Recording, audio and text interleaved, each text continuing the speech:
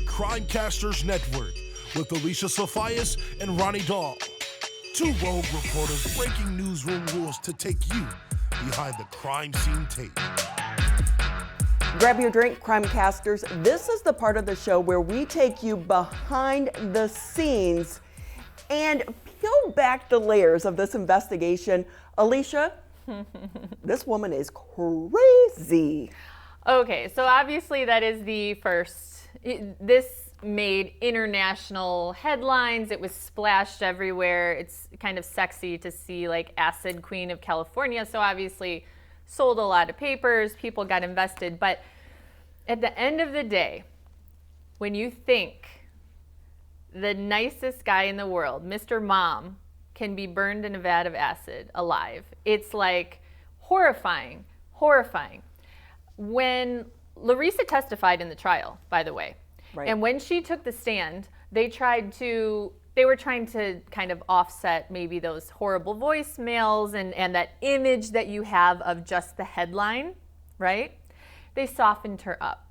She was softer spoken on the stand, no makeup, her hair was just brushed back. But before we get into the letters and the confession that we have to share with everyone today, I want you to take a look at a picture that I have of Larissa. Recent picture. I know you think I'm going to hand you a mugshot, but explain what that is. She actually looks like a nice grandma. Or even a little younger. Like, I wouldn't.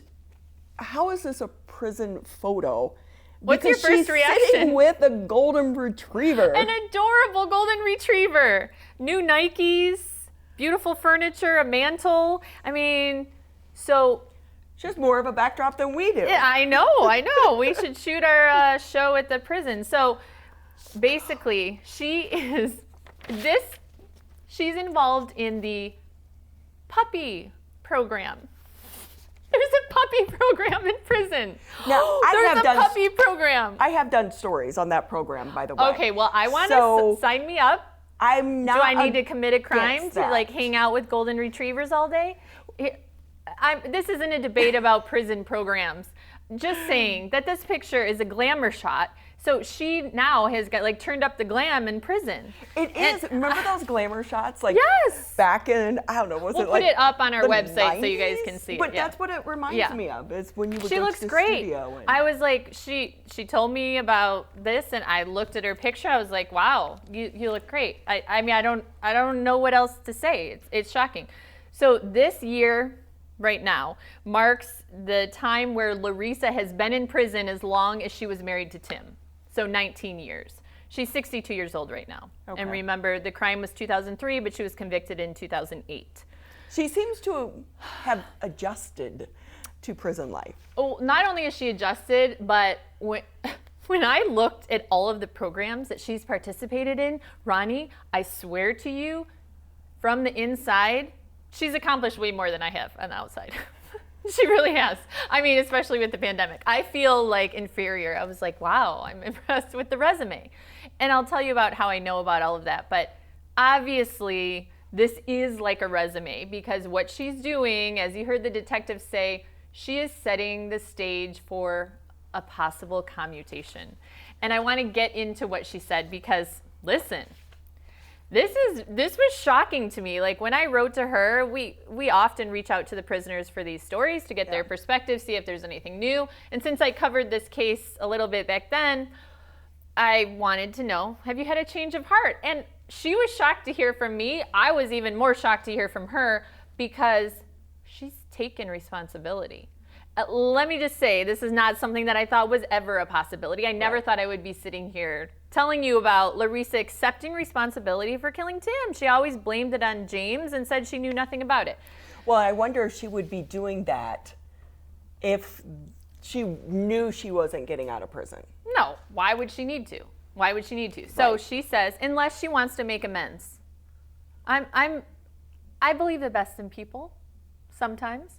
So first read this listen to this with an open mind.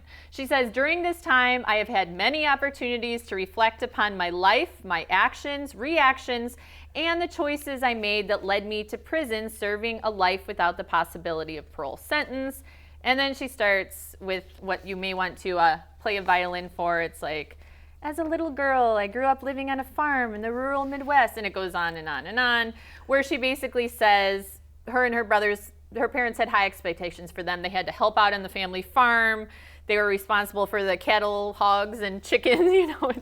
There's a lot of hard work. She says her father was absent much of the time and was abusive. She said she felt unloved, etc., etc. Well, a lot of people have rough childhoods. It doesn't make them a killer. Exactly. So, and even in this, and I want to get to the good stuff, but let me just say, even in this, there is a little bit of a zinger on Tim, even in this. So she says, I believed sex meant love and subsequently settled for my husband, Tim, thinking I wasn't worthy of anyone else. Aww. Let me just say, poor Tim. He was the best guy ever. And they were married like a long time. I know. They had 2 beautiful children. Listen, so she gets into now the part where she wanted a lot of things she never had growing up, like the big house, the cars, to be important, to be noticed. I thought that was really something big.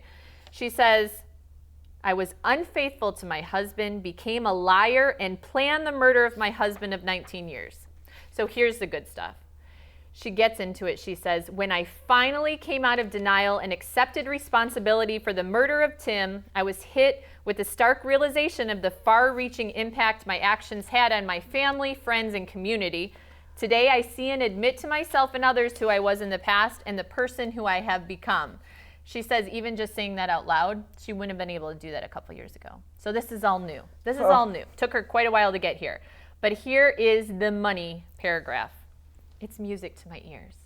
I take full responsibility for the murder of my husband, Tim. The horrible decisions and actions I have made have destroyed and affected the lives of many people, including my own. I had no right to end his life.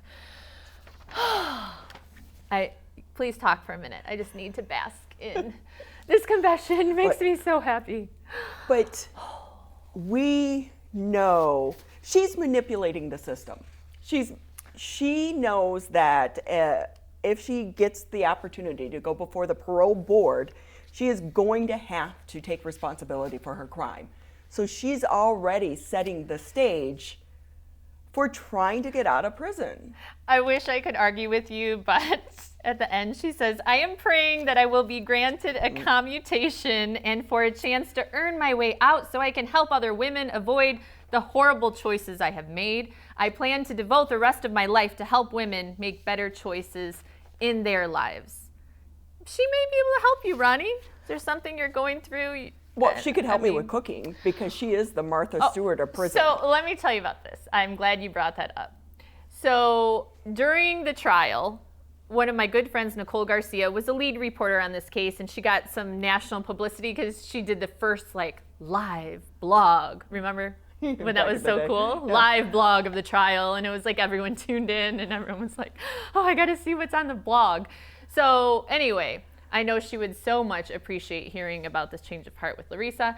But speaking of blogs, Larissa has started a blog in prison with 3 other life without parolees. They're called LWAPs, they call themselves. And they post a lot of recipes.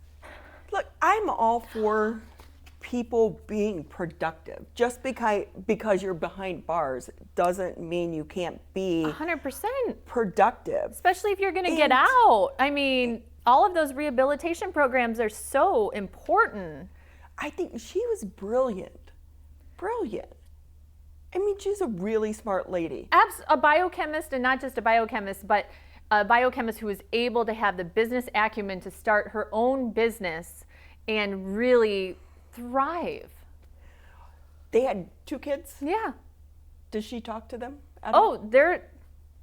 They've had a change of heart. According to her letters to me, she says that both of them visit. She has constant contact with them. Her parents support her. Her brother supports. So she says that she has the support of everyone. Now, you heard what her daughter said at the trial. Things have changed. So the victim impact statement, things have changed. I did print out some recipes for you that Larissa has. A macaroni salad, chicken rigatoni. I thought that you would make one for me. Chinese sausage, shiitake, mushroom, rice dish, and a personal pizza. Now there is one of her fellow prisoners posted a cheesecake recipe, which I know that we love to enjoy together, but it's like Ritz crackers, creamer packet, Sprite. I don't think that that's what you had in mind. Well, they have to be creative. It's not like they're going to the local grocery store and picking up the ingredients. I do appreciate the statement that was put out with these recipes. They said, to truly have an incarcerated food experience, you must always have a stinger. I'll tell you what that is in a second. A cheese grater, which you can use an Ajax or a Comet top. Small trash bags, a can lid, hard plastic paper divider to use as a cutting board, microwave, and an open mind. Okay, the stinger says to make one, all you need is cold water from the tap, an electrical outlet, nail clippers, a power cord, and the courage to drop a live wire into a cup of water. I don't know what to say, but they're doing makeup too. Like, have you seen the makeup tutorials, the prison makeup tutorials? Yeah, they're actually pretty good. Oh, absolutely. I mean, I think I've gotten a few tips, but they take like M&Ms and Skittles. Yeah. They melt them down in the water. They also take greeting cards that their family sends them, and you can actually take some Vaseline and mix it with like the glitter, and you get some beautiful eyeshadow.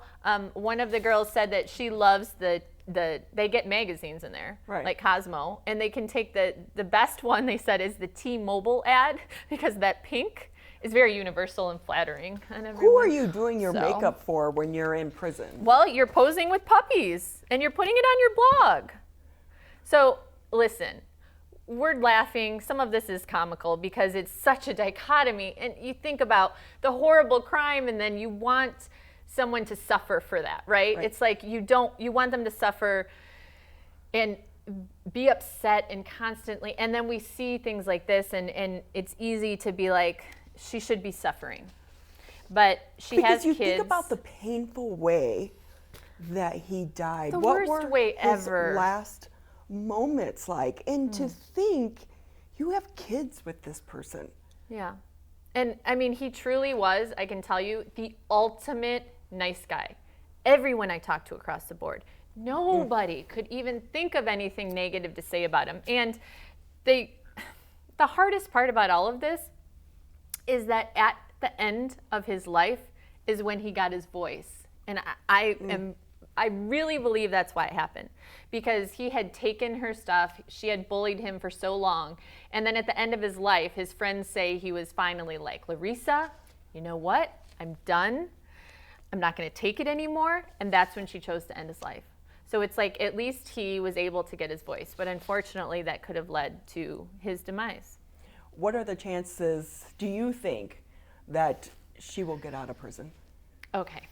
Ronnie, what do I always say to you? If you're going to kill someone, if you're going to commit a heinous crime, where should you do it? California. Exactly. Crazy things are happening. Crazy things are happening in the prison system. There is this shift to like rehabilitation and release, which is great for a lot of prisoners. Especially for the ones that are getting out, because we do want them to be a productive part of society, and not end up back into the system or re-victimizing someone else. But you got to believe that there are some crimes that when you commit them, you know that this is it for you. And are you a danger to society? Has Larissa rehabilitated herself? Stranger things have happened. I could see possibly if they reverse the life without parole thing, which Scott Peterson got a new sentencing hearing. Larissa could too.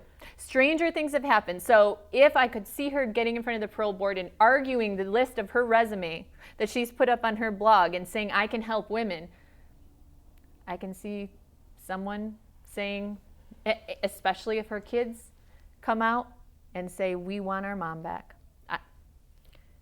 Again, stranger things have happened. But it can't end here. I know people are outraged at home. Well, I'm thinking if she gets out, she starts dating again. How do you have that conversation? By the way, Don't Google I've been me. in prison for the last 20 years Don't because I Google put me. my husband in acid. We'll just hope that that's not her screen name on her dating app. Right? So with that, we want to know what you think about this case. Should they have some of these programs in prison? And should someone that has been sentenced to life without parole actually be able to get out? Join us on our social media and keep the conversation going.